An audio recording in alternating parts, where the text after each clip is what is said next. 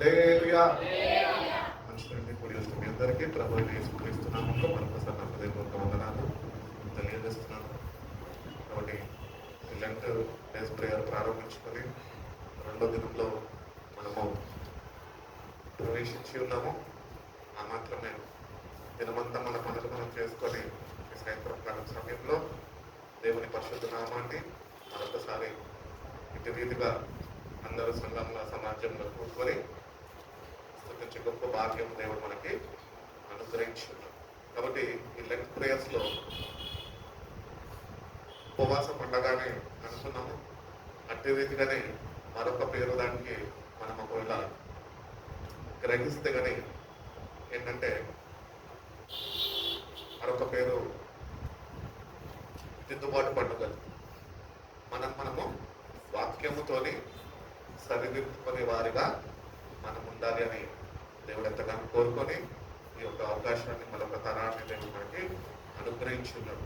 కాబట్టి let us examine our own selves and see that మన మధ్యలో దేవుడి మధ్యలో ఏ పాపము లేకుండా మనము పవిత్రపరచబడుతున్నామా. ప్రతిదినము వస్తాము, ప్రతిదినము వింటాము, ప్రతిదినము వెళ్ళిపోతాము. అట్లా కాదు, కానీ you need some change in you. మనలో ఒక చిన్న మార్పు కలగాలి అని దేవుడు ఎంతగానో ఆశిస్తున్నాడు. కాబట్టి వాక్యం వింటుండగా ఆ వాక్యాన్ని మన హృదయంలో చేర్చుకొని గ్రహింపు హృదయం నాకు అనుగ్రహించుకున్నవా, నేను ఎట్టి రీతిగా నీ వాక్యానికి స్పందించి నాలో ఎట్టి రీతి దిద్దుబాటు, ఎట్టి రీతి సిద్దుబాటు నువ్వు నాకు అనుగ్రహిస్తావు, నువ్వు నాకు నేర్పించి అనుగ్రహించి నువ్వు నన్ను నడిపించు ప్రభువా అని దేవుని మనం అడిగితే కనుక దేవుడు తప్పక తన మాట్లాడుతున్న పరిశుద్ధ వాక్యం గురించి ఆయన ఆ గ్రహింపు హృదయం మనకు అనుగ్రహిస్తాడు. అంత మాత్రమే కాక ఎట్టి రీతిగా అడుగులలో నడుచుకోవాలో ఆయన మనకి నేర్పిస్తాడు, శక్తినిస్తాడు. అంటే జ్ఞానోదయము దేవుడు మనకి కలుగు చేస్తాడు. అనంతట మనం వాక్యం చదివినంత మాత్రాన మనం అట్లా నడుచుకోలేము. Until and unless you depend upon the Holy Spirit of God, you with your own energy, your own wisdom, you cannot follow him. ఆయన ఆజ్ఞల ప్రకారము, మాట ప్రకారం మనం ఏమాత్రము మన జ్ఞానాన్ని బట్టి మనం నడుచుకోలేము. కానీ ఎప్పుడైతే పరిశుద్ధాత్మ దేవుని సహాయము మనము ఆధారపడతామో, పొందుకుంటామో, ఆయననే మనని బలపరిచి ఆయన నడిపిస్తాడు. కాబట్టి వాక్యాలు విన్నప్పుడు మన హృదయం మారాలి, మన హృదయము మార్పు చెందాలి. రూపాంతరపు దినం గురించి మాట్లాడుతున్నాం. రూపాంతరపు అనుభవంలోనికి మనము నడిపింపబడాలి. కాబట్టి నేను ఒకటే రాసుకున్నాను, ఏంటి అంటే నిజమైన మారు మనసు లేకుండా పునరుద్ధానము లేదు. కాబట్టి పునరుద్ధానము అనేది దేవునితో కలిసి జీవించడం. హల్లెలూయా.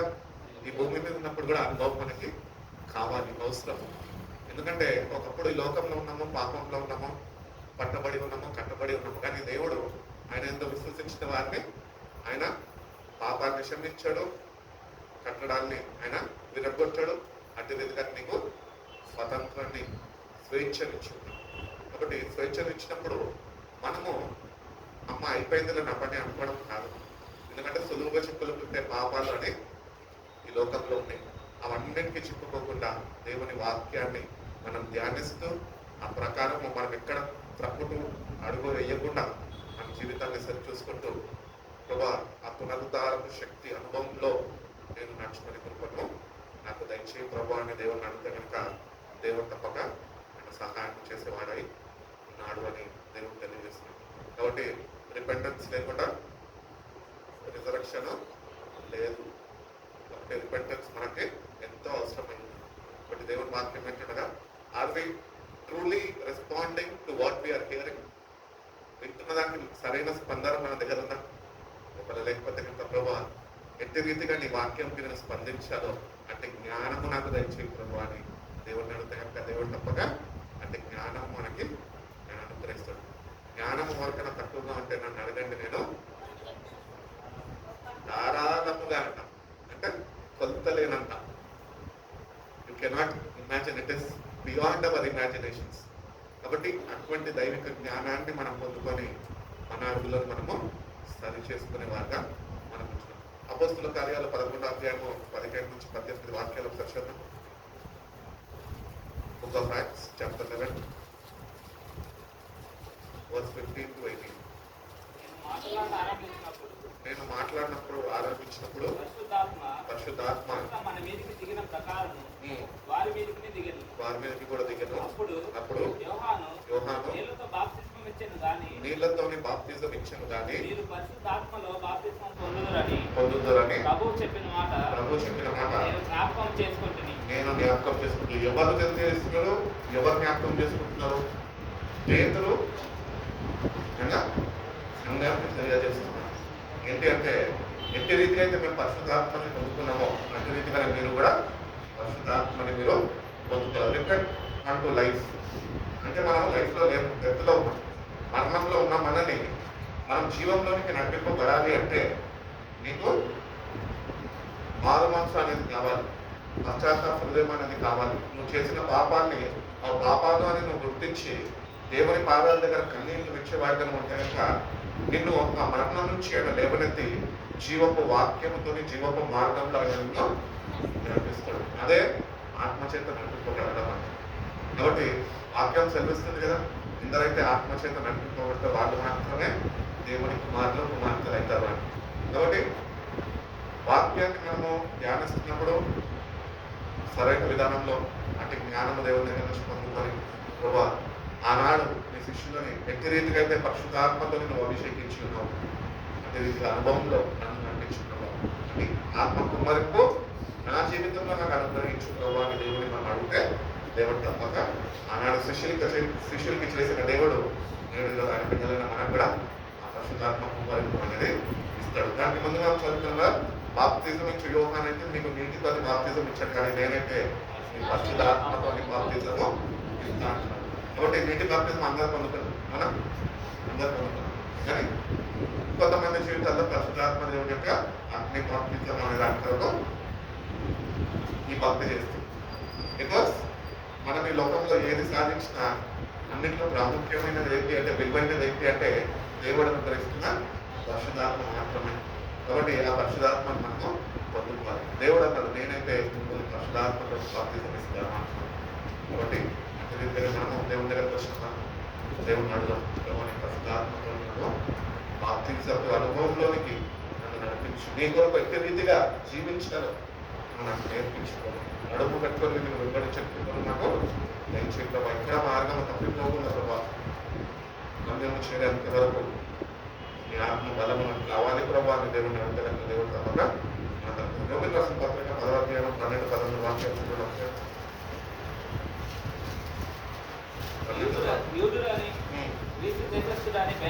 భేదం లేదు. ఒక్క ప్రభువే అందరికీ ప్రభు అయ్యింది. ప్రభు అందరికీ ప్రభు అయి ఉన్నాడు. ప్రార్థన చేయవారు అందరి ఎడల కృప చూపుటకు ఐశ్వర్యవంతుడై ఉన్నాడు. ఎందుకనగా ప్రభు నామమును బట్టి ప్రార్థన చేయవాడు ఎవడో వాడు రక్షింపబడును. ఫర్ ఎగ్జాంపుల్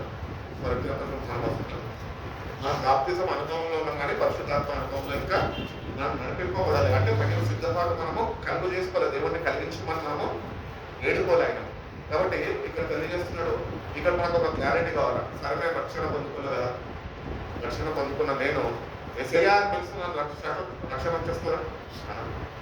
నీకు నిజమైన మార్పు నువ్వు చెందినప్పుడే, అప్పుడు నువ్వు యేసయ్య నామంని నువ్వు పలికినప్పుడు, లేకపోతే ఆయన పిలిచినప్పుడు ఆయన నిన్ను కాపాడుతాడు. అదే విధంగా రక్షణ నీకు అనుగ్రహిస్తాడు. కాబట్టి మనం అనుకుంటూ ఉంటాం ఏమనంటే, యేసయ్య నామంలో ప్రార్థన చేసేస్తే మనం రక్షింపబడ్డ వారము అనుకుంటాం. లేదండి, you have to have enough of faith, enough of unity with, అంటే సావాసం నీకు ఉన్నప్పుడు, అంటే విశ్వాసంలో నువ్వు నడుచుకుంటున్నప్పుడు, అంటే రీతిగా నీ జీవితాన్ని సరైన విధానంలో నువ్వు ముందుకు కొనసాగుతున్నప్పుడు, అప్పుడు దేవుడిని పిలిచినప్పుడు అప్పుడు ఆ రక్షణ అనేది మనకి అనుగ్రహింపబడుతుంది. కాబట్టి ఆ రక్షణ మనము దేవుని దగ్గర నుంచి మనము పొందుకోవాలి. కాబట్టి దేవుని దగ్గరకు వచ్చినప్పుడు ఏదో పొద్దున్నే ఎన్నో పనులు చేస్తుంటాం మన జీవితాలు, అన్నీ చేసేసాము, కానీ సాయంత్రం ప్రార్థన ఉందని తెలిసి వచ్చేసాము. రైలు పట్టుకున్నాము, బుక్ పెన్ను పట్టుకున్నాము, డైరెక్ట్ వచ్చేసి దేనికి ఏదో ఇన్స్టిట్యూట్కి ఒకసారి మనం చెప్తాం కదా రాసుకోవాలన్నట్టు వచ్చేసాం. అదే రీతిగానే మన జీవితంలో మనం రాసుకుంటుంటాం. కానీ నా ప్రశ్న ఏంటంటే, రాసుకుంటున్నా నువ్వు అని ఇంటికి వెళ్ళి ధ్యానిస్తున్నావా? ఆ వాక్యం నీ జీవితంలో అది వర్తిస్తుందా? ఆ ప్రకారం ఒకవేళ మార్పు నీకు కావాలి అనుకుంటే ఆ విన్న వాక్య ప్రకారము నువ్వు మార్చుకునే దానికి నువ్వు సిద్ధ మనసు కలిగిన వాడిపై నిన్ను నువ్వు చూసుకోవాలి. నిన్ను నువ్వు సిద్ధపరచుకుంటే దేవుడు నిన్ను సిద్ధపరుస్తాడు. నీలోనే ఆశ లేకపోతే దేవుడు ఏం చెప్తాడు? దేవుడు ఏం చేయలేడు. కాబట్టి దేవుని దగ్గరికి వస్తున్నాం, నామంలో మేము స్తుతిస్తున్నాము, ఆరాధిస్తున్నాము, ప్రార్థిస్తున్నాము. కాబట్టి ఆ రక్షణ అనుభవంలో ఉన్నామా లేదా, లేకపోతే రక్షణ తీసుకుని ఏదో అట్లా కొనసాగిపోతున్నామా అని మనము సరి చూసుకునే వారిపై ఉండాలి అని దేవుడు కోరుతున్నాను. కాబట్టి దేవుని సన్నిధికి వచ్చినప్పుడు ఆయన సావాసాన్ని మనము అనుభవించాలి. అందుకనే ప్రభు అన్నాడు, ప్రభు వాక్యం ఎప్పుడు మనని ఆయనతోని కొరికొల్పబడే రీతిగా మనని ప్రోత్సహిస్తూ ఉంటుంది. కాబట్టి ఆ ప్రోత్సాహానికి మనము లోబడాలి. దేవా, ఎస్ మనం నడిపిస్తుందా, నేను ఈ మార్గంలో నడుచుకుంటాను, ఈ సహాయం నాకు కావాలి. You are my shepherd of my life. నాకు నువ్వు నేర్పించు. You are my guide. నాకు నేర్పించు. ఈ వాక్యం మేము వెలుగొంటున్నావు కదా ప్రభావ, దీపం అంటున్నావు కదా ప్రభావ పాదాలకి. కాబట్టి ఈ వాక్యాన్ని నేను దీపంగా నేను భావించి ఎక్కడ చీకటి మార్గాల్లో నేను నడుచుకోకుండా అట్టి శుద్ధ హృదయం కలిగి నేను వెంబడించే కృపను నాకు దయచేయి ప్రభావ అని దేవుడు అంటే దేవుడు తప్పక మన ప్రార్థనలు ఆనందిస్తాడు. అట్టి రీతిగానే మనని ఆయన అనుగ్రహిస్తున్న పరిశుద్ధాత్మని ఎట్టి రీతిగా పొందుకోవాలో అతి సిద్ధపాటు మనకి కలుగు చేస్తున్నామని దేవుడు తెలియజేస్తాడు. లేవికాండంలో మనం చూస్తున్నట్లయితే దేవుడు అంట ఇశ్రాయేలు ప్రజల్ని ఎప్పుడైతే ఆయన వాళ్ళతో మాట్లాడాలనుకుంటున్నాడో, ఆయన మాటలు వాళ్ళకి తెలియజేయాలనుకుంటున్నాడో, అప్పుడు ఇశ్రాయేలు ప్రజలు ఏ నాయకత్వంలో నడిపింపబడుతున్నారో వాళ్ళతో ముందుగా ఆయన మాట్లాడేటాడు. అంటే ఇశ్రాయేలు ప్రజలకి నాయకుడికి ఏంటి డిఫరెన్స్ అంటే, వాళ్ళు దేవుని మార్గాన్ని గుర్తెరిగి దేవుణ్ణి వెంబడిస్తూ దేవునికి లోబడుతూ ఆ ప్రకారము ఆ ప్రజలని నడిపించాలన్న భారము దేవుడు వాళ్ళ మీద పెట్టాడు. కాబట్టి వాళ్ళు ఎప్పుడు దేవుడు ఇశ్రాయేలు ప్రజలకు ఏమైనా తెలియనప్పుడు కూడా దేవుడు అంట ఆ నాయకుడిని పిలిచి, మోషే కానీ యెహోషువ కానీ కాలేబు కానీ వీళ్ళ పిలిచి తెలియజేసేటాడు. కాబట్టి మోషే ద్వారా తెలియజేస్తున్నాడు ఇశ్రాయేలు ప్రజలకి. లేవికాండము 20 అధ్యాయం 7వ వాక్యం, కావున మిమ్మల్ని మీరు, అక్కడ మనకు ఒక క్లారిటీ కావాలా, దేవుడి వాక్యము తెలుస్తుంది. కావున మిమ్మల్ని మీరు పరిశుద్ధపరచుకోండి. దేవుడిని వచ్చేసి దేవుడి సన్నిధికి వచ్చేసి దేవా నన్ను పరిశుద్ధపరచడానికి ఆయన ఏం చేయలేదు. But first you try to be holy. నువ్వు పరిశుద్ధంగా జీవించిన ఆశ నీలో ఉందా? ఆశ నీలో లేకపోతే దేవుడు ఏమని చేయగలుగుతున్నాడు? చేయలేదు. ఆశ మనలో లేకపోవడం కూడా ఒక పెద్ద ప్రమాదం. ఏంటి తెలుసా? దేవుని కార్యాలని అడ్డుకునే వారిగా మనం జీవితాలు నోటి అంటే రీతిగా ఉండదు, కానీ ఆశ మనలో ఉండాలి. అందుకని మనం పాట పాడుకుంటాం, ఏదో ఆశ నాలో నీతోనే జీవించని ఏలై పారే ప్రేమ నాలోనే ప్రవహించని. కాబట్టి ఆశ ఉండాలి. దేనికి ఆశ ఉండాలి అంటే, దేవుని వాక్యాన్ని చదువుతున్నాము, ఆ ప్రకారం నడుచుకునే వరకు అతి సిద్ధపాటు మనకి ఆ ఆశ మనలో ఉన్నప్పుడు ఈ ఆశయాన్ని దేవుడు తీర్చేవాడి ఉన్నాడు. అందుగా కాబట్టి మనకు ఒక అవసరం ఉన్నది, మనకు ఒక ఆశ ఉన్నది, అది తీర్చబడాలి. అది ఎవరు తీరుస్తారు? ఈ లోకంలో భూమి మీద మనుషులు ఎవరు తీర్చలేరు. కానీ దేవాది దేవుడు అంటున్నాడు, నేను నీ ఆశయాన్ని తీర్చేవాడనై ఉన్నాడు, నీకు చాలిన దేవుడిగా నేను అంటున్నాను. కాబట్టి నువ్వు దేవుని కొరకు ఒక ప్రత్యేకమైన జీవితము జీవించాలని ఆశపడితే, అట్టి రీతిగా నేను వెంబడిస్తాను ఒక నిశ్చేతను కనుగొంటే, అటువంటి నిర్ణయం నువ్వు తీసుకోగలిగితే దేవుడు అంటున్నాడు, ఫస్ట్ నిన్ను నువ్వు పరచబడము అంటే ఏదో ప్రాంతంలో ఉంటే ప్రభావం పరిశుద్ధపరచు అంటే కాదు.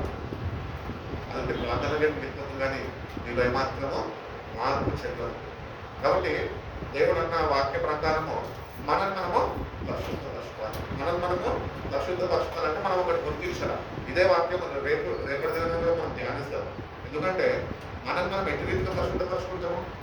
వాక్యం సెలవిస్తుంది ఎన్నో గ్రంథంలో ఏమనంటే హృదయము ఘోరమైన వ్యాధి గలది, మోసకరమైనది, దాన్ని గ్రహించేవాడు ఎవరు. కాబట్టి ఈ హృదయం అనే విషయంలో మనము జాగ్రత్తగా సరి చూసుకోవాలి. ఎందుకంటే అది మోసం చేస్తుంది. రక్షణ పొందుకున్న నిన్ను కూడా అది విడిచిపెట్టదు. ఎందుకంటే అది హృదయం, దాన్ని గ్రహించేవాడు ఎవడు ఈ భూమి మీద లేడు. అది కేవలము దేవుని చేత నిర్మింపబడ్డది కాబట్టి దేవుడే దాన్ని బాగు చేసేవాడు. కాబట్టి దేవుడి దగ్గరకు వచ్చిన మనం కష్టపడము అంటే మనలో దేవునికి అయిష్టమైన కార్యాలు ఏమన్నా ఉన్నాయా వాటిని పరిశీలన చేసుకొని మన వ్యక్తిగత జీవితాన్ని మనం పరిశీలన చేసుకొని అయ్యో ఈ విషయంలో నేను దేవునికి విరుద్ధంగా ఉంటున్నాను, ఈ విషయంలో నేను దేవునికి అనుకూలంగా ఉంటున్నాను, మరొక విషయంలో నేను దేవునికి విరుద్ధంగానే జీవిస్తున్నానని ఏమైతే దేవునికి విరుద్ధంగా మన జీవితంలో క్రియలు కార్యాలు ఉంటాయో అవన్నిటిని మనము విడిచిపెట్టాలి. That is what concentrate your self. నిన్ను నువ్వు కష్టపడడం అంటే అదే. చిన్నప్పటి నుంచి ఇంతే అంటే కాదు, కుదరదు. అక్షర దగ్గర కుదురుతుంది, దేవుని దగ్గర కుదరదు. కాబట్టి దేవుడు మనని ఫస్ట్ ఒకటో పరిస్థితి అర్థం చేస్తుంది ఏంటంటే మిమ్మల్ని నేను పరిశుద్ధపరచుకోవాలి, అప్పుడు నేను మిమ్మల్ని పరిశుద్ధపరుస్తాను. వ్యవహారాలు నేనే అంటున్నాను. కాబట్టి ఆయన దగ్గర వచ్చినప్పుడు ఆయన మన దగ్గర ఏం కోరుకుంటున్నాడంటే మనం కూడా పరిశుద్ధులై, వాక్యం చెప్తుంది కదా, నేను పరిశుద్ధులుగా మీరు కూడా పరిశుద్ధులై ఉంటుంది.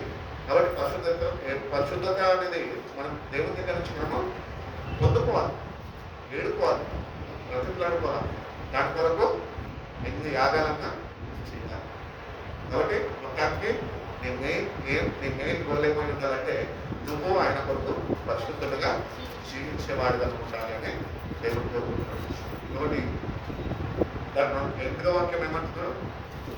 నా ఆజ్ఞలను నా కట్టడలను ఆచరించి వాటిని అనుసరింపవలెను. You have to keep my decrees and follow them.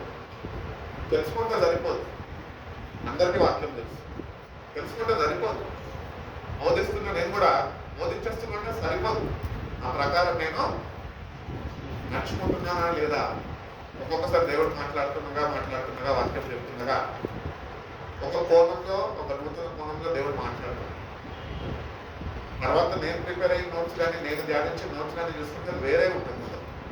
కానీ దాని తర్వాత అందరూ వెళ్ళిపోయినాక మళ్ళీ రాత్రికాలం పడుకుంటున్నప్పుడు నేను ఒకసారి ధ్యానిస్తాను. వీడియో ఏదైతే తీసుకుంటామో ఆ వీడియో నేను చూసుకుంటూ ఉంటాను.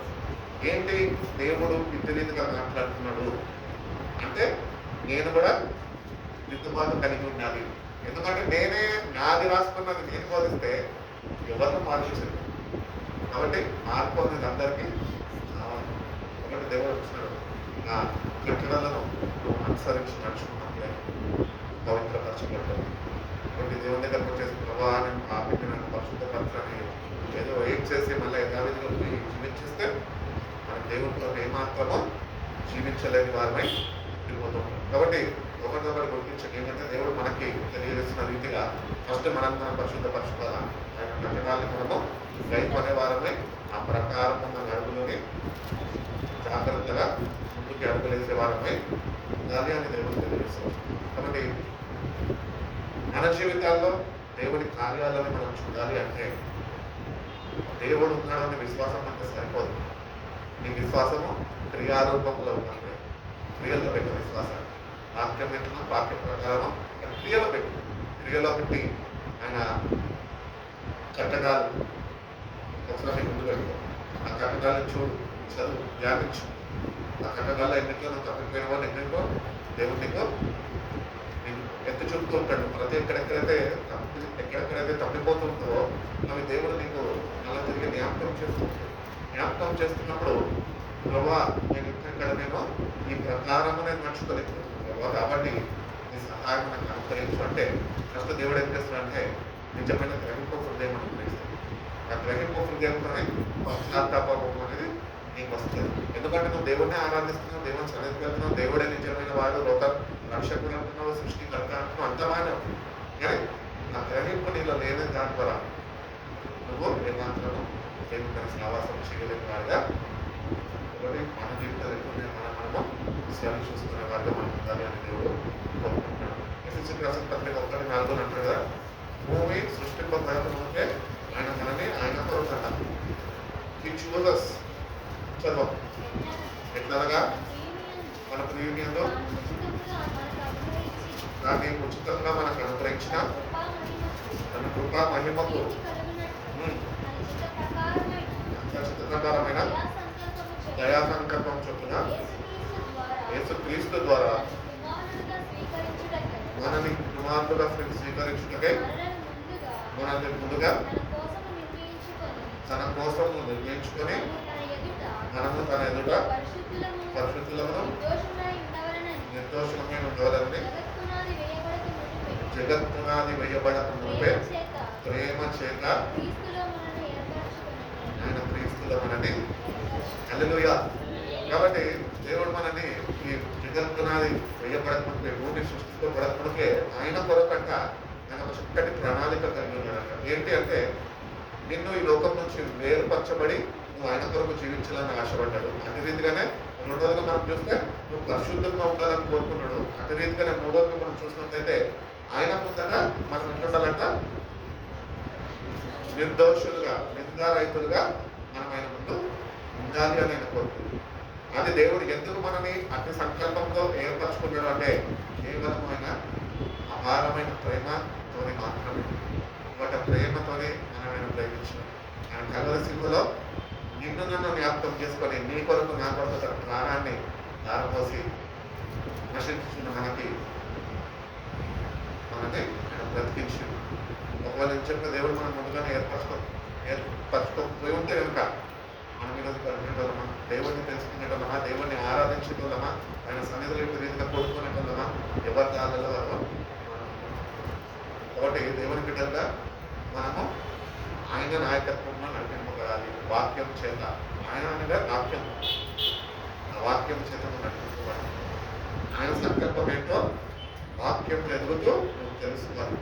అది నువ్వు నెరవేర్చాలి. అదే రీతిగా దేవుని ప్రేమని పొందుకుంటూ ఈ లోకంలో జీవిస్తున్న నువ్వు దేవుని ప్రేమని చాటి చెప్పేవారుగా పౌరుడు కూడా పెట్టి మాట్లాడాడు కదా, నేను దేవదూత వాక్యాలు మాట్లాడినా నేను ఒక మ్రోగుడు ఖర్చునే ప్రేమ లేని వాటినైతే నేను వెళ్తున్నాయి. కాబట్టి ఈ ప్రేమ ఈ లోకపరమైన ప్రేమ కాదు, కానీ ఇది అగామే అంటే శాశ్వతమైనది, మార్పు లేనిది. అంటే ప్రేమలో మననైనా ఏర్పరచుకున్నాడు. అంటే ప్రేమలో మనము జీవించాలనైనా ఎంతగానో ఆశించింది. కాబట్టి నిజంగా దేవుని ప్రేమ ప్రకారమే ఆ ప్రకారం మనం జీవించలేని వారిగా మన ప్రేమలో ఏమన్నాను, స్వార్థం అన్నాను. దేవుని ప్రేమలో నిస్వార్థమైన ప్రేమ అంటే, కాబట్టి స్వార్థము అనేది మనలో నుంచి తీసివేయబడాలి. అంటే దేవుని కట్టడాన్ని నువ్వు గైకొనేవాడుగా ఉన్నాను. ఎందుకంటే దేవుని కట్టడాన్ని నువ్వు గైకొనకపోతే కంటే నువ్వు స్వార్థాన్ని ఏమంటున్నామో నీ జీవితంలో నీ అంతకు నువ్వు విడిచిపెట్టలేవు. కాబట్టి నువ్వు విడిచిపెట్టలేవు. కాబట్టి ఆయన వైపు చూసి ప్రభా నీ ప్రేమతోనే నన్ను సరి చేయి ప్రభా, బాగు చేయి ప్రభా. ప్రాణం పెట్టిన దేవుడు ఇంత చేయలేనండి.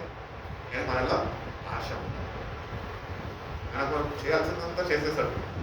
ఇప్పుడు మనం ఆశని కనపరిస్తే ఆయన చేయడానికి గల సహకరిస్తాను అంటున్నాం.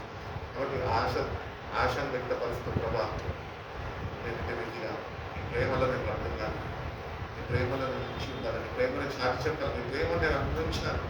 అనేకులు నీ ప్రేమని నా ద్వారా వాళ్ళు పొందుకునే వారుగా నేను నన్ను మార్చండి ప్రభావం దేవుని అంటే కనుక దేవుడు తప్పగా మనకి సహాయము చేస్తా అని దేవుడు తెలియజేస్తుంది. ఇంకోటి మన జీవితాల్లో దేవుని ప్రేమని కలిగి ఉంటున్నామా? నిజంగా ప్రేమ ఉందని మనిషిని చూడగానే ఇంకా తప్పదు కాబట్టి ఒక స్మైల్ ఇవ్వాలి, అలవానికి నేను చేయాలి, రెస్పెక్ట్ ఉంటే నీకు చక్కటి సంస్కారం ఇంట్లో నేర్పించుంటే పెద్దలుగా ఈ కొద్ది వారిని వాళ్ళని గౌరవించేవాడు. మాకు ఏమైనా నిలలేకపోతే నాకెందుకు అందరూ పలకరించడం అంటున్నాను. నిజాన్ని అర్థం చేసింది సరే ఈసారి రాని నాకేంటి ఎందుకు మాట్లాడాలంటే అవసరం లేదు.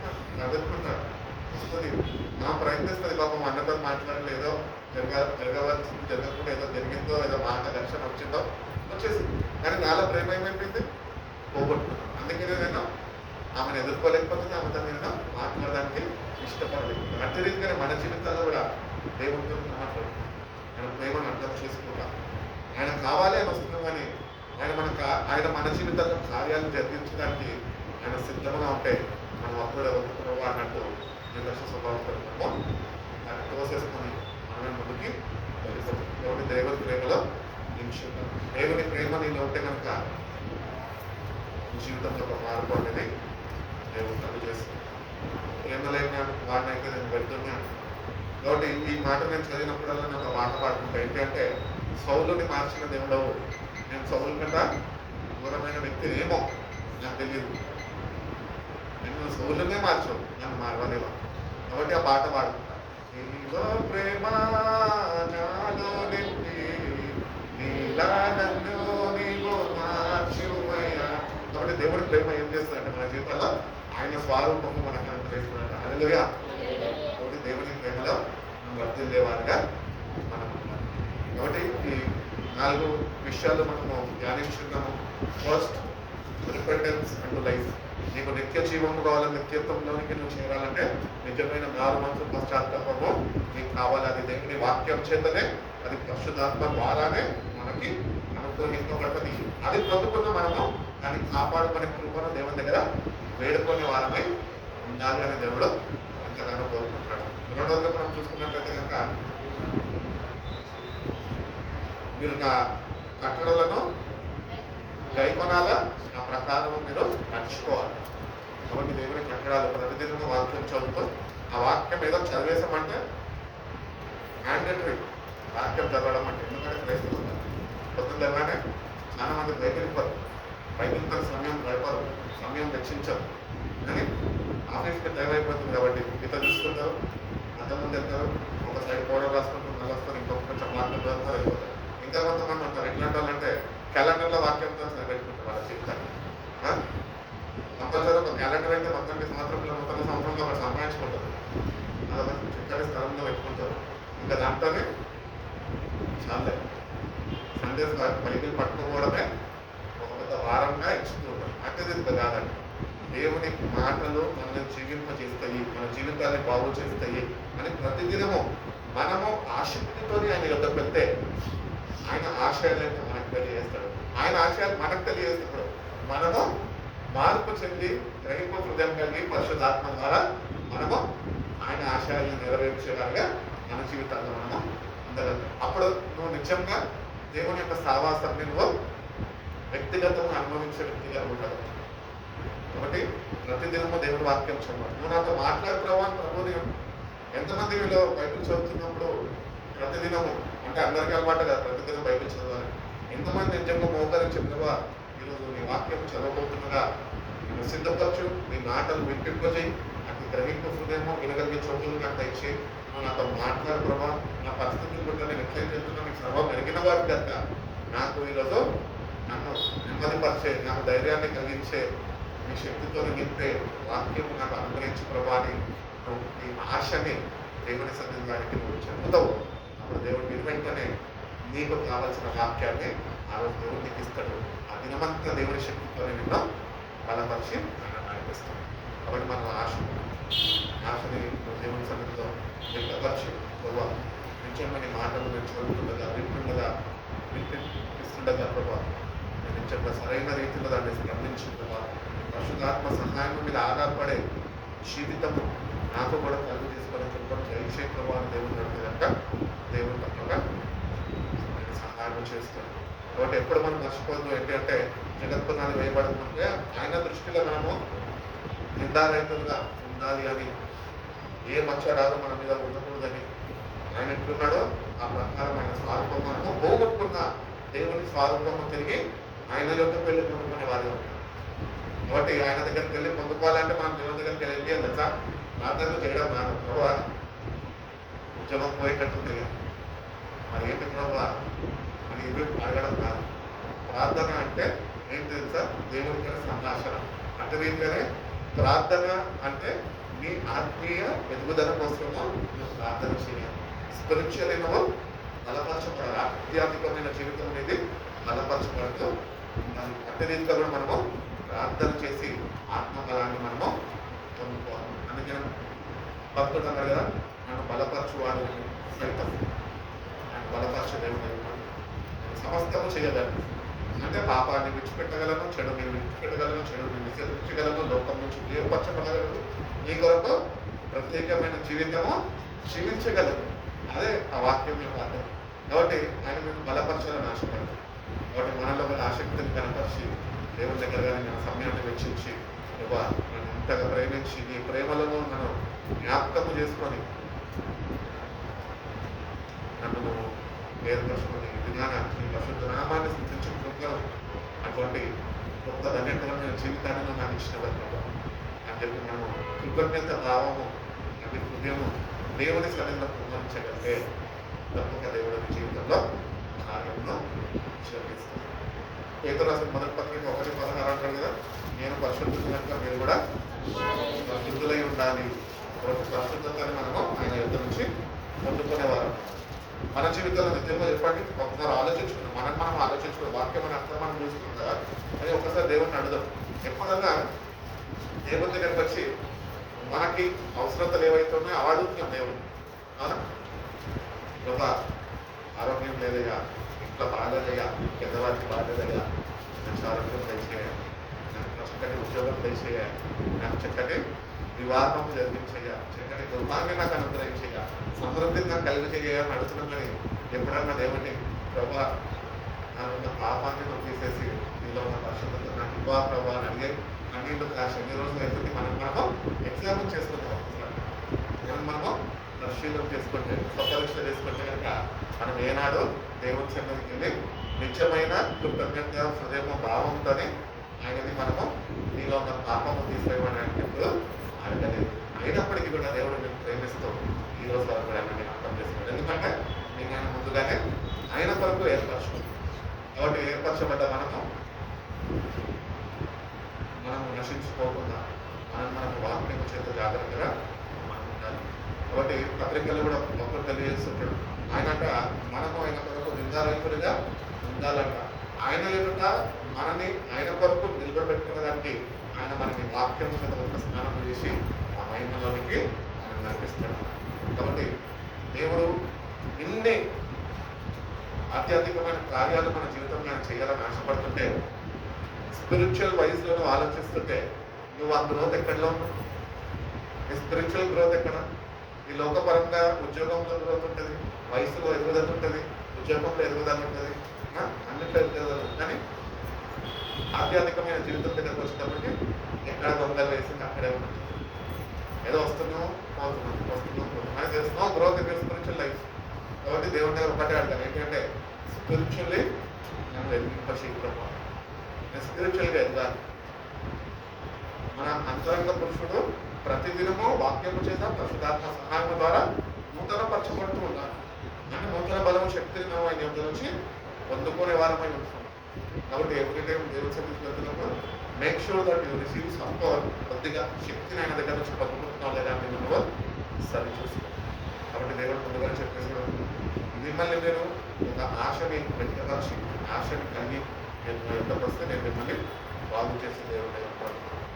ప్రతి ఆశతో దేవుడి సన్నిధికి వెళ్ళండి, దేవుడి సన్నిధిలో మోకరించండి, దేవుడి వాక్యంని ఆశ పోని చదవండి. ఎవడో చెప్పాడు నేను చెయ్యాలి కదా, కాకపోతే ఏమన్నా అనుకుంటారు కదా అనుకుని అటువంటి భావంతో ఏమాత్రమో వాక్యము మనం చదవద్దు. కానీ మాట్లాడుతున్న ఆ మాటలు కొరకు మాటలు వినిపింపజేయ జీవితాన్ని మార్చుకుంటాయా అని నువ్వు కానీ ఆసక్తితోనే ఆయన సన్నిధికి వస్తే కనుక దేవుడు తప్పనితో సహాయం చేస్తాడు.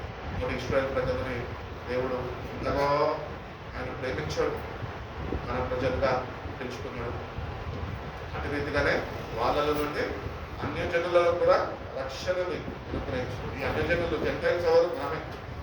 ఒకప్పుడు మన పూర్వీకులను చూస్తే అందరూ విగ్రహారాధకులే, కానీ దేవుడు వాళ్ళ నుంచి మనం తెలుసుకున్నాడు. ఎంత గొప్ప దేవుడు చూడాడు. వాళ్ళకి నుంచి గొప్ప భాగ్యం దేవుడు మనకి ఇచ్చి ఉన్నాడు. కాబట్టి అది పొందుకున్న మనము ఆయన కొరకు పరిశుద్ధమైన జీవితం జీవించడానికి ప్రయత్నించాలి. అట్లీస్ట్ ట్రై చేయండి. నేను బలవంతం అవ్వదు చేయదు, బలవంతం చేస్తే నాకు తెలిసి చర్చిలో ఒకవేళ మనం బోధిస్తున్న వాక్యం బోధిస్తున్న నాయకులు ఎవరైనా కానీ మనం బలవంతం చేసి అమ్మా ఇట్లా మీరు రావద్దు చర్చికి క్రికెట్లు ఉండాలి అని చెప్పినామనుకో చాలా మంది రాదు. నాకు తెలుసు ఏంటి అక్కడికి పోయి వేరే చర్చికి ఎక్కడికి దేవుడు ఒకే కదా అని చెప్పేసి సాగు పెట్టుకోకపోతే ఎక్కడ జీవితాలు బాగుపడితే అక్కడ దేవుడు సన్నిధిలో విడిచిపెట్టుకునే వారిగా మనం ఉంటుంది. అటు రీతి కాదు. ఎందుకు నీకు చెప్పబడుతుంది, ఎవరి ద్వారా చెప్పబడుతుంది, అది ఎవరికి మేలు, అది మీకే మేలు, అది మనకే మేలు. కాబట్టి దేవుడు మన కీడుని నుంచి తీసివేసి మేలుతో తృప్తిపరచాలని ఆశపడతాం.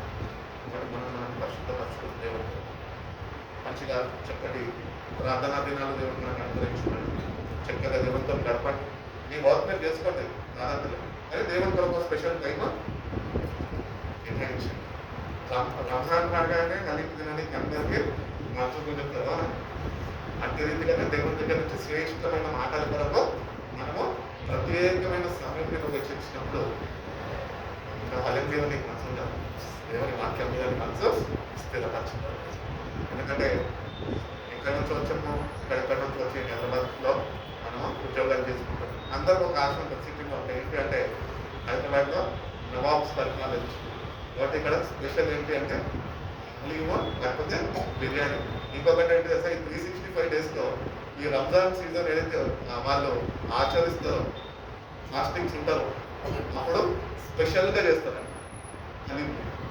అట్టి రీతిగానే మనము ఈ లెంటని ఆచరిస్తుండగా దేవుడు తన స్పెషల్ వాక్యము ఒక కొత్త కోణంలో నీకు వినిపించాలని ఆయన ఆశపడతాడు.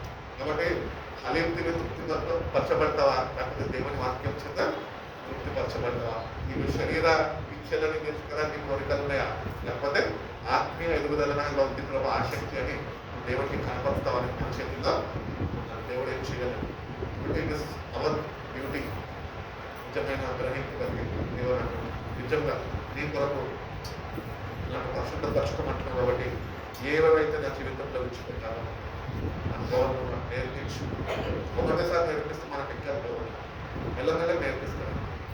కాబట్టి మార్నింగ్ నుంచి వెళ్ళాక ఈ దినాల్లో ఆయన సావాసంలో ఉంటూ తలదర్చుకుంటూ అనేక విషయాలు ఆయన దగ్గర నుంచి మనం నేర్చుకుంటూ అటు మార్గంలో మనము నడుచుకునే వారు దేవుడు అనుకుంటున్నప్పుడు మనందరికీ నేర్చి తలదర్చి నడిపించుకుంటాక ప్రార్థన చేసుకుంటున్నాను.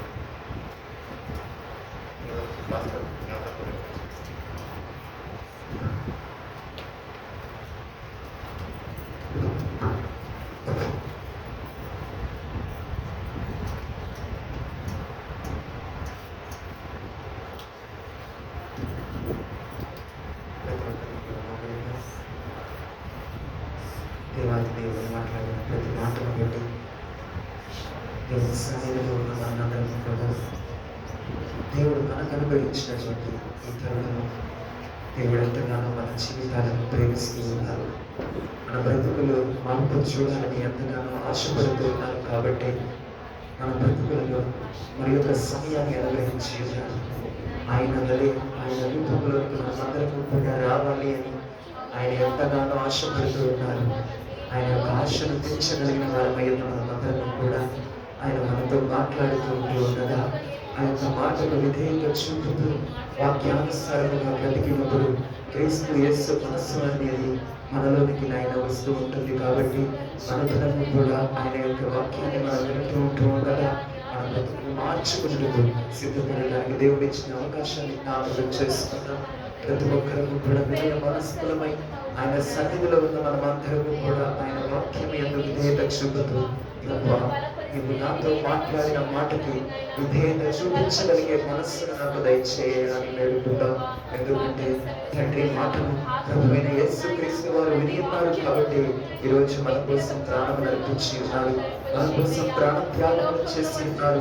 తండ్రి కుమారుడు దేవాన్ని దేవుడు తన యొక్క చిత్రాన్ని తన యొక్క కుమారుని ద్వారా నెరవేర్చి ఉన్నారు. కాబట్టి మనమందరము కూడా దేవుని యొక్క చిత్తాన్ని నెరవేర్చాలి అంటే ఆయన శక్తి కావాలి. కాబట్టి ప్రతి ఒక్కరు కూడా దేవుడు మాట్లాడి ఉన్నారు. మారు మనస్సు కలిగి జీవించాలి అని, పరిశుద్ధుల కలిగి జీవించాలి అని, ప్రార్థన యందు నిలకడ కలిగి రక్షణ పొందాలి అని దేవాన్ని దేవుడు మాట్లాడి ఉన్నారు. కాబట్టి జ్ఞాపకం చేసుకుందాం. ప్రతి ఒక్కరు కూడా హృదయపూర్వకముగా జ్ఞాపకం చేసుకుందాం. ఒక్క నిమిషం మనముగా దేవునికి సమర్పించుకుందాం.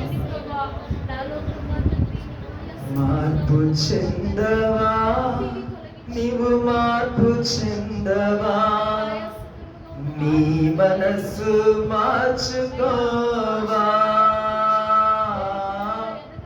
అనుకూల సమయం ఇది నని ఎరిగి మారు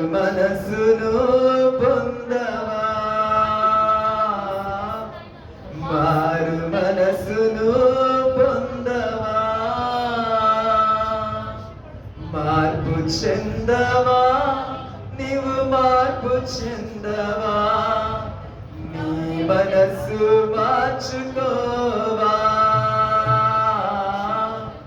అనుకూల సమయం ఇది ఏనని ఎరిగి మారు మనసును పొందవా,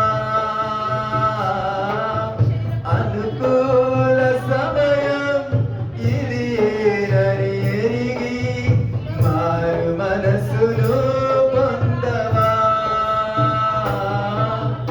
అనుకూల సమయం ఇది అని ఎరిగి మారు మనసును పొందవా, అనుకూల సమయం ఇది అని ఎరిగి మారు మనసును పొందవా. అవును దేవా, నీకే వందనాలయ్యా, నీకే స్తోత్రాలు తెలియచేసుకుంటున్నామయ్యా, నీకు కృతజ్ఞతలు తెలియచేసుకుంటున్నామయ్యా. రక్షణ పొంది ఉన్న మీ మందరము కూడా, బాప్తిస్మమును పొందుకుని ఉన్న మీ మందరము కూడా, నిన్ను వెంబడిస్తూ ఉన్న మీ మందరము కూడా నీ రూపములోనికి రావడానికి కావలసిన ఆత్మ సహాయాన్ని మాకు దయచేయమని వేడుకుంటున్నామయ్యా. లోక మర్యాద చొప్పున మేము నడవకుండా, లోకానుసారముగా ప్రవర్తించకుండా, క్రీస్తు యేసు కలిగి ఉన్న దీన మనస్సును మాకు దయచేయమని వేడుకుంటున్నాము తండ్రి. యవన కాలములో ఉన్న మేమందరము కూడా లోక పాపములను జయించుటకు కావలసిన పరిశుద్ధాత్మ శక్తిని మాకు దయచేయమని వేడుకుంటున్నాము తండ్రి. నిజమైన మారు మనస్సుతో కూడిన భక్తి సాధనని మాకు దయచేయమని వేడుకుంటున్నామయ్యా. జీవార్థమైన మారు మనస్సును మాకు కలగచేయమని వేడుకుంటున్నాము తండ్రి. రక్షణార్థకరమైన మారు మనస్సును మాకు దయచేయమని వేడుకుంటున్నామయ్యా. పరిశుద్ధత కలిగి నీ వలే తండ్రి పవిత్రత కలిగి జీవించగలిగే కృపను మాకు దయచేయండి నాయనా. నీ లేఖనము సెలవిస్తున్నది తండ్రి, నీ యందు భయభక్తులు కలిగి జీవించుటయే పవిత్రతకు మూలము అంటున్నావు ప్రభువా. తండ్రి దేవా, నీకే స్తోత్రములు. నీ యందు భయము కలిగి భక్తి కలిగి నీ వలే పరిశుద్ధత కలిగి జీవించే ఆత్మను మాకు దయచేయండి నాయనా. ఏ రీతిగా నీలో బ్రతకాలో, ఏ విధముగా నీ యందు జీవించాలో, ఏ రీతిగా నీలో ఆనందించాలో మాకు నేర్పించండి నాయనా.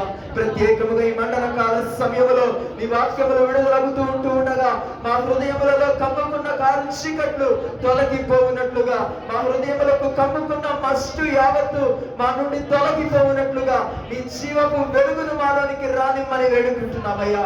ఎందరైతే నీ వాక్యమందు విశ్వసించి నీ సన్నిధిలో నాయన నిబంధన చేసుకుంటూ ఉన్నారు, వారందరి జీవితాలని కమ్ముకున్న పాపము కీడు యావత్తు యేసు నామములో తొలగిస్తున్నందుకు నీకు వందనాలయ్యా. పాపములను జయించే శక్తిని మాకు దయచేయండి. పాపమును విడిచిపెట్టగలిగే ఆత్మను మాకు దయచేయండి. పాపము నుండి దూరముగా పారిపోగలిగే పరిశుద్ధాత్మను మాకు దయచేయమని వేడుకుంటున్నాము తండ్రి. నీకే వందనాలయ్యా, నీకే స్తోత్రములు నాయన. విన్న ప్రతి మాటని మేము నాయన అధ్యయనం చేసుకోగలిగే ఆత్మను మాకు దయచేయండి. వాక్యమును అనుసరించగలిగే ఆత్మను మాకు దయచేయండి. మీ గద్దింపునకు లోబడే ఆత్మను మాకు దయచేయండి. మీ మాటను ఆలకించగలిగే ఆత్మను మాకు దయచేయండి దేవా. మీకే వందనాలు తెలియచేసుకుంటున్నామయ్యా. నీ కృపను బట్టి, నీ దయను బట్టి ఈ సాయంకాల వేళ నీకు మహిమకరముగా ఆరాధన జరిగించుకున్న విధానాన్ని బట్టి కూడా నీకు వందనాలు తెలియచేసుకుంటున్నామయ్యా. తండ్రి, వాక్యము పంచుకున్న నీ దాసుని జ్ఞాపకం చేసుకోండి తండ్రి. నీ యొక్క శిలువ శక్తితో, పరిశుద్ధాత్మ శక్తితో, పునరుద్ధాన శక్తితో నీ బిడ్డని నింపండి నాయన. ఉపవసిస్తూ ఉంటూ ఉండగా నీ పరలోక మర్మాలను నీ బిడ్డకు బయలుపరచమని వేడుకుంటున్నాను తండ్రి. దేవా, నీకే స్తోత్రములు. సడలిన ఎముకలలో సత్తువులు దయచేయవారానికే స్తోత్రములు. సజీవమైన నీ శక్తితో నీ బిడ్డని నింపి ఇంకనూ నీ పరిచర్యను ముందుకు జరిపించుటకు కావలసిన జ్ఞానముతో, శక్తితో, బలముతో నడిపింపచేయమని, ఎట్టి ఆటంకాలు కలగకుండా సదావుగా నీ నామ మహిమ ఘనత కొరకు ప్రతి ఆరాధన జరిగింపబడుటకు నీవే సహాయము దయచేయమని, అధికారిగా నీవే ముందుండి జరిగింపచేయమని వేడుకుంటున్నాము తండ్రి. ఆశ కలిగి వచ్చిన ప్రతి బిడ్డను కూడా జ్ఞాపకం చేసుకోండి నాయన. వారి జీవితాలలో ఏ కోరికలు కలిగి ఉన్నాయో దేవా, నీ మండల కాల సమయంలో దేవా నీ సన్నిధిలోనికి తీసుకొని రాబడి ఉన్న ప్రతి విన్నపము దేవా స్తుతిగా మారుస్తున్నందుకు నీకు వందనాలు. వారి జీవితాలలో గొప్ప కార్యములు చూచినట్లుగా నీ ఉన్నతమైన మహిమను వారిపై కురిపిస్తున్నందుకు నీకు స్తోత్రములు నాయన. నీ మహిమ కలిగిన కార్యాలు ప్రతి బిడ్డ జీవితంలో చూచినట్లుగా వారి విన్నపములన్నీ కూడా మీరు ఆలకిస్తున్నందుకు మీకు స్తోత్రములు స్తోత్రములు నాయన. మీకు కృతజ్ఞతలు తెలియజేసుకుంటూ ఇంతవరకు నీ సన్నిధిలో గడిపే భాగ్యాన్ని మాకు ఇచ్చినందుకై వందనాలు తెలియజేసుకుంటూ సర్వశక్తి కలిగినటువంటి నజరేయుడైన యేసుక్రీస్తు వారి నామములో ప్రార్థిస్తున్నాము తండ్రి. ఆమేన్.